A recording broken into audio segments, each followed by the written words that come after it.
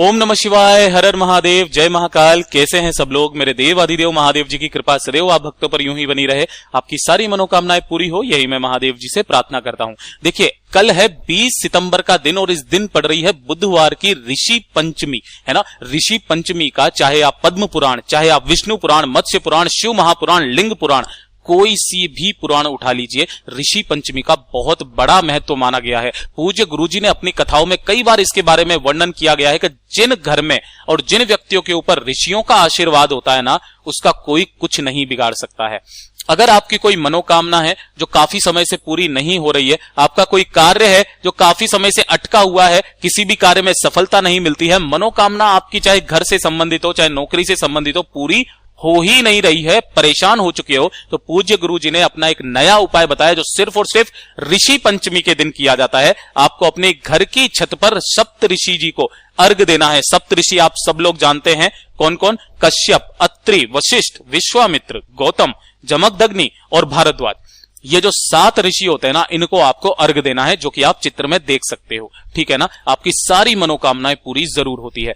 पूज्य गुरुजी की कथा से सुनकर समझकर बहुत अच्छे से आपको बताऊंगा, परंतु उससे पहले आप सबसे एक छोटी सी गुजारिश करूंगा कि जो लोग पहली बार आए हैं, चैनल को सब्सक्राइब जरूर कीजिएगा और वीडियो को लाइक करके महादेव जी का कोई सा भी प्यारा नाम कमेंट बॉक्स में लिखना मत भूलिएगा, ठीक है ना। इस पूरे वीडियो के अंदर हम लोग 3 महा उपायों के बारे में बात करेंगे, जो ना सिर्फ आपकी बड़ी से बड़ी मनोकामनाओं की पूर्ति करेगा, साथ ही साथ दूसरा उपाय जो होगा आपके मान सम्मान में वृद्धि करेगा।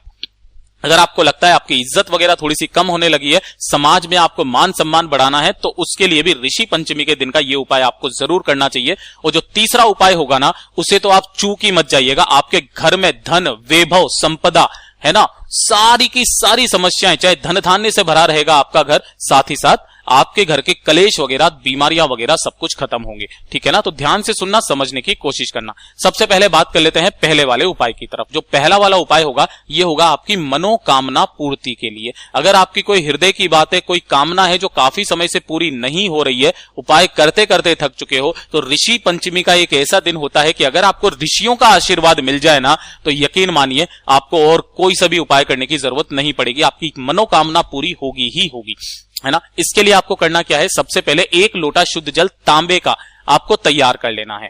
कर लिया, तांबे का तैयार कर लिया। इसके साथ में आपको चाहिए होगी थोड़ी सी हल्दी, है ना। अब जब भी मैं आपको हल्दी बोलूं ना, तो या तो आप इस तरीके से हल्दी की गांठ लेकर के उसे पीस लिया कीजिए, ठीक है ना। तो इस तरीके से ही आपको हल्दी लेनी है, ठीक है। उसी के साथ आपको लेने होंगे थोड़े से चावल के दाने। क्या लेने हैं?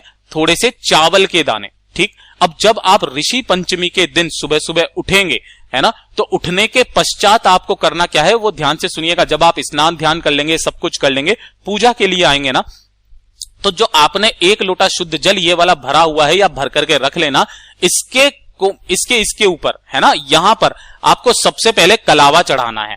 कलावा हो जाए या मोली हो जाए, इस तरीके से लाल कलर का जो भी धागा होता है ना, वो आपको यहां पर चढ़ा देना है। और इसी कलश के अंदर, जिसमें आपने 1 लोटा शुद्ध जल भरा हुआ है, इसके अंदर आपको सप्त ऋषियों का स्मरण करते हुए 1 चुटकी हल्दी इसी वाले लोटे के अंदर डाल देना, है ना। सबसे पहले क्या करोगे?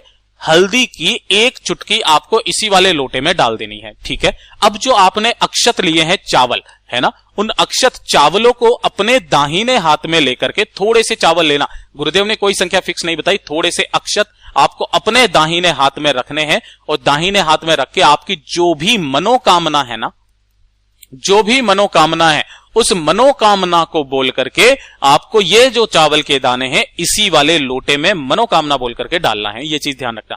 दाहिने हाथ में लेकर के आपको अपनी मनोकामना बोलनी है और फिर उन्हीं चावलों को इसी लोटे में डाल देना है, ठीक है ना। ध्यान रखना, जो भी आप ये कार्य कर रहे हो ना, आपका मुंह उत्तर दिशा की तरफ होना चाहिए।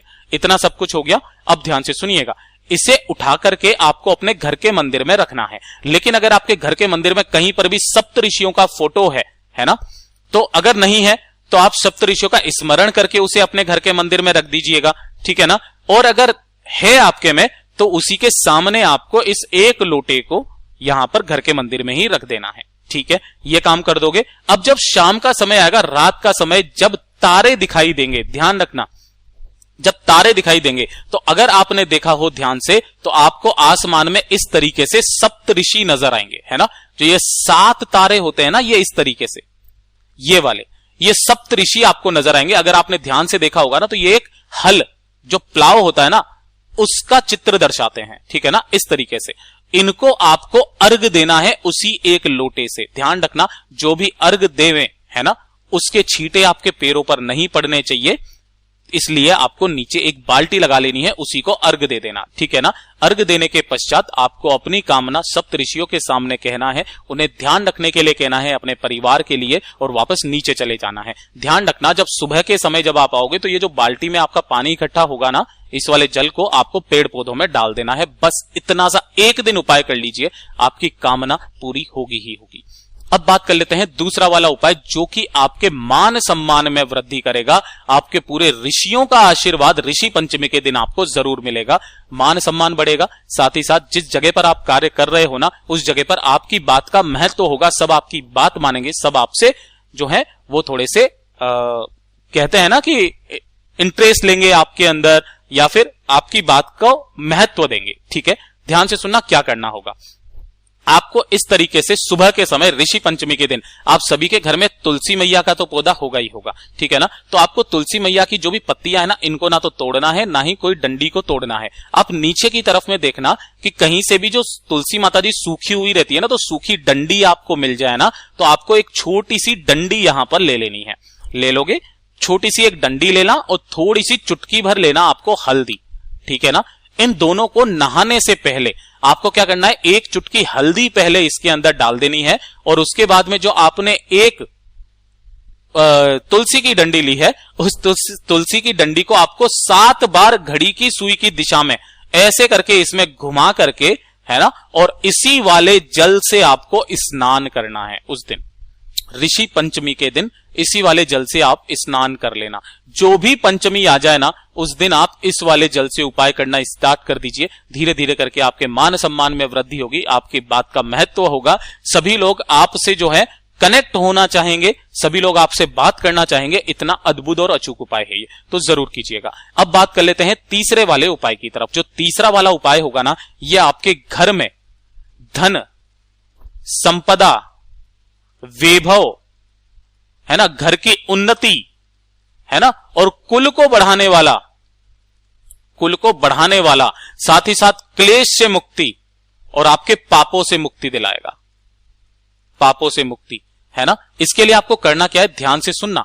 आपके आसपास जो भी मंदिर है ना, उन मंदिर के 5 पुजारियों को आपको अपने घर पर बुलाना है ना। घर पर 5 पुजारी हो सके तो, क्योंकि वैसे तो ऋषियों का है, अब ऋषि आपको मिलते नहीं है तो आप 5 पुजारी ले लीजिए, ठीक है।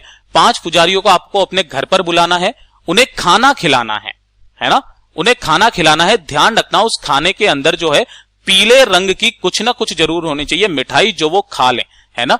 पीले रंग का बहुत ज्यादा महत्व बताया गया है। किस दिन, ऋषि पंचमी के दिन। जब वो खाना खा लें उसके बाद में उन्हें पीला वस्त्र आपको क्या करना है, दान करना है, और इस पीले वस्त्र के ऊपर आपको 5 तरह के अन्न आपको रखने हैं। अब वो 5 तरीके के अन्न आप कोई से भी रख दीजिए, जैसे कि आप थोड़ा सा अनाज रख दीजिए, यानी कि धान, चावल, गेहूं, इस तरीके से आपको 5 अन्न दान करने हैं। और दान करने के बाद में उन्हीं सभी से आपको थोड़ा थोड़ा सा इसमें से जो भी वो दे देना वो आपको ले लेना है, ठीक है ना। जब वो थोड़ा सा देंगे ना, उसकी एक पोटली बना लेना, किसी भी कपड़े में, सफेद में, पीले में, लाल में, काला मत लेना, बस पोटली बना लेना और अपने घर पे किसी भी कोने में सुरक्षित जगह पर रख देना। जब तक ये पोटली रखी रहेगी ना, आपके घर में हमेशा, जो ये मैंने बताया, घर में धन, संपदा, वैभव की कमी नहीं होगी, हमेशा परिवार के लोगों की उन्नति होगी, कलेश आपके घर में खत्म हो जाएंगे, सुख शांति समृद्धि रहेगी, पापों से मुक्ति मिलेगी, और आपको कुल भी बढ़ेगा, यानी कि आपका जो कुल है वो भी आपका बढ़ेगा, ठीक है ना। संतान प्राप्ति का भी आशीर्वाद मिलता है। ऋषियों में इतनी बड़ी शक्ति होती है, ये चीज ध्यान रखना, है ना। यही सब चीज आपको दान करनी है। पूज्य गुरुजी ने जैसा आप अपनी कथा में बताया वैसा आपको समझाने का पूरा प्रयास किया। अगर वीडियो पसंद आया हो तो लाइक जरूर करना, साथ ही साथ चैनल को सब्सक्राइब जरूर कीजिएगा। मैं मिलता हूं आपसे अगले वीडियो में, तब तक के लिए ओम नमः शिवाय, जय महाकाल।